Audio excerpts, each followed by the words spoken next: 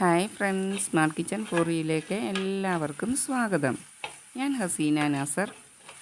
ഇന്ന് നമ്മൾ ചെയ്യുന്ന റെസിപ്പി അച്ചിങ്ങ പയർ കൊണ്ടുള്ള ഒരു ഉലർത്താണ്.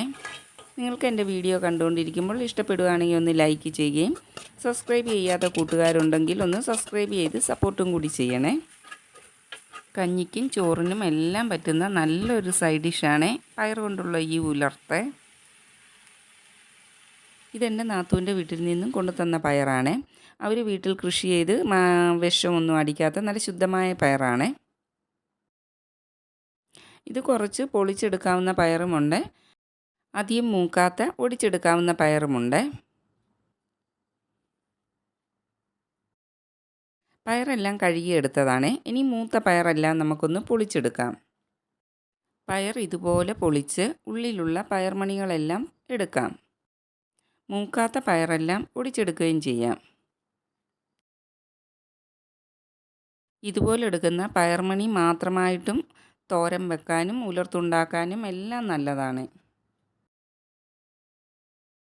പയർ പൊളിച്ച് ഇതുപോലെ പയർമണികൾ എടുക്കണേ.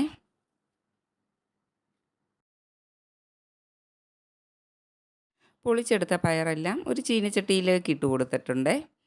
കൂട്ടത്തിൽ തന്നെ ഒടിച്ചെടുത്ത പയറും കൂടെ ചേർത്ത് കൊടുക്കാം.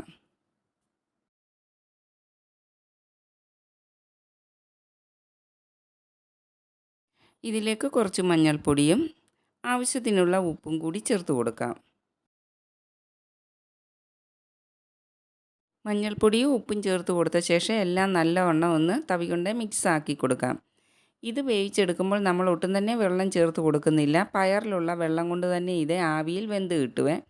അപ്പോൾ ഇതെല്ലാം ഒന്ന് തട്ടിപ്പൊത്തി വെച്ച് കൊടുത്ത ശേഷം ഒരടപ്പ് കൊണ്ട് അടച്ചു കൊടുക്കാം.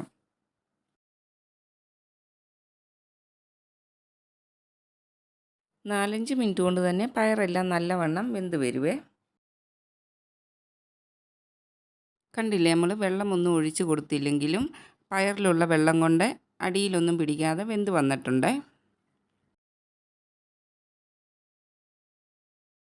ഇനി ഇത് സ്റ്റൗവിൽ നിന്ന് മാറ്റി വെച്ചിട്ട് താളിച്ച് ചേർക്കാനായിട്ടൊരു ചട്ടി വെച്ച് കൊടുക്കാമേ.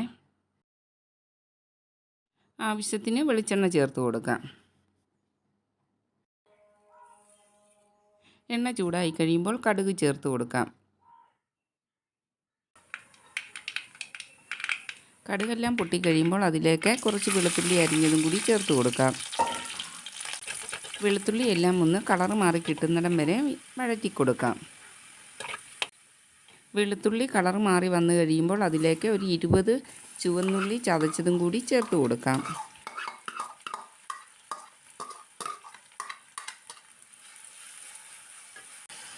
കുറച്ച് കറിവേപ്പിലയും. പയർ നമ്മൾ ഉപ്പിട്ടാണ് വേവിച്ചെടുത്തിരിക്കുന്നത്. അപ്പോൾ ഈ മസാലയ്ക്ക് ആവശ്യമായ കുറച്ച് ഉപ്പും കൂടി ചേർത്ത് കൊടുക്കാം. കറിവേപ്പില ഉപ്പും എല്ലാം ചേർത്ത് കൊടുത്ത ശേഷം ചുവന്നുള്ളി ഒന്ന് നല്ലവണ്ണം മൂത്ത് വരുന്നിടം വരെ ഇളക്കി കൊടുക്കണം. ഉള്ളിയെല്ലാം കളറ് മാറി ഇതുപോലെ വഴന്ന് വന്നു കഴിയുമ്പോൾ ഇതിലേക്ക് 1 ടേബിൾ സ്പൂൺ ഉണക്കമുളക് ചതച്ചതും കൂടി ചേർത്ത് കൊടുക്കാം. ഉണക്കമുളകിൻ്റെ പച്ച ടേസ്റ്റൊക്കെ ഒന്ന് മാറി കിട്ടുന്നിടം വരെ ഇളക്കി കൊടുക്കാം.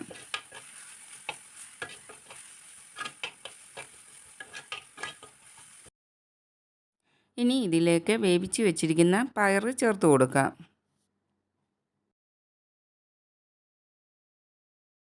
പയർ ചേർത്ത് കൊടുത്ത ശേഷം എല്ലാം കൂടി ഒന്ന് നല്ലവണ്ണം മിക്സ് ആകുന്നത് പോലെ ഇളക്കി കൊടുക്കാം.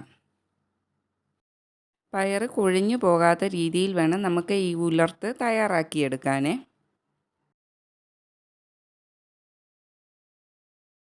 പയർ ഉലർത്തിയത് റെഡിയായി വന്നിട്ടുണ്ട്.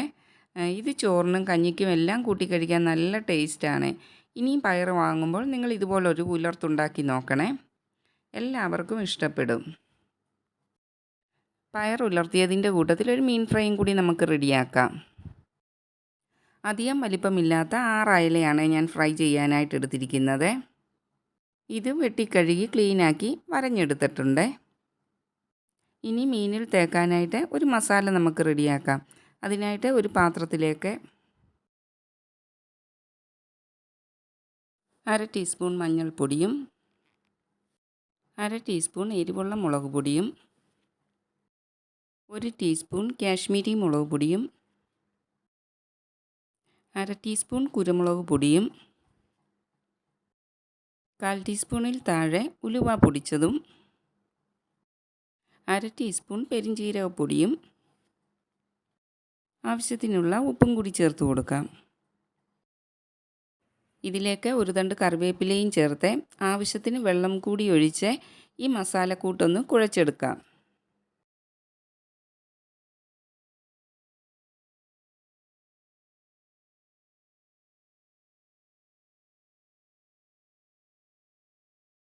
വെട്ടി ക്ലീനാക്കി വെച്ചിരിക്കുന്ന അയല ഓരോന്ന് ഈ മസാലക്കൂട്ടിലേക്ക് ഇട്ട് കൊടുക്കാം.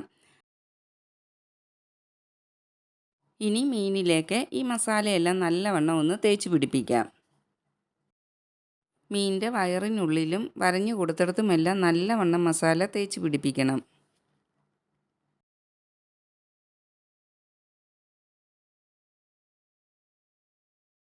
മീനെ അരമണിക്കൂർ റെസ്റ്റ് ചെയ്യാൻ വെച്ചതിന് ശേഷം നമുക്ക് ഫ്രൈ ചെയ്തെടുക്കാം.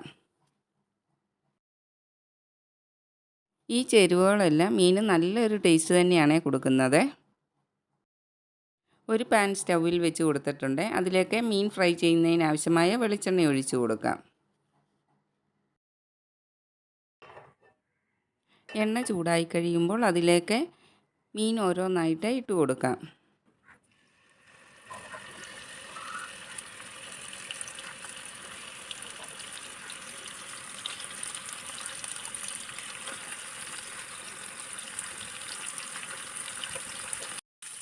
മീൻ ഒരു വശം മൂത്ത് വന്നിട്ടുണ്ട്. നമുക്കിത് തിരിച്ചിട്ട് കൊടുക്കാം.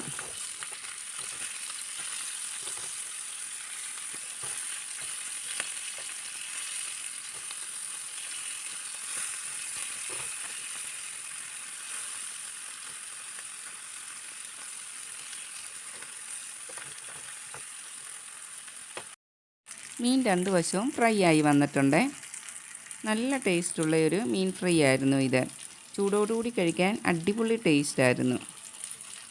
നിങ്ങൾക്ക് കാണുമ്പം തന്നെ മനസ്സിലാവുമല്ലോ, മസാലയിലൊക്കെ പൊതിഞ്ഞ് അയല നല്ല ഫ്രൈ ആയി വന്നിട്ടുണ്ട്. ഉലുവായും കുരുമുളക് പൊടിയും പെരിഞ്ജീരകവും എല്ലാം ചേർത്ത് കൊടുത്ത നല്ലൊരു അടിപൊളി ടേസ്റ്റ് ഉണ്ടായിരുന്നു ഈ മീൻ ഫ്രൈക്ക്. നിങ്ങളും ഇതുപോലെ മസാല ചേർത്തൊന്ന് മീൻ ഫ്രൈ ചെയ്തു നോക്കണേ. നിങ്ങൾക്കും തീർച്ചയായിട്ടും ഇഷ്ടപ്പെടും. ഇന്നത്തെ മീൻ ഫ്രൈയുടെ റെസിപ്പിയും പയർ ഉലർത്തിയതും നിങ്ങൾക്കെല്ലാവർക്കും ഇഷ്ടപ്പെട്ട് കാണുമെന്ന് വിചാരിക്കുന്നു. ഇഷ്ടപ്പെട്ടാൽ ലൈക്ക് ചെയ്യുകയും ഷെയർ ചെയ്യുകയും ചെയ്യുമല്ലോ. ഇനി മറ്റൊരു വീഡിയോയുമായിട്ട് വരുന്നിടം വരെ എല്ലാവർക്കും നല്ലത് മാത്രം വരട്ടെ എന്ന് പ്രാർത്ഥിക്കുന്നു. Thanks for watching.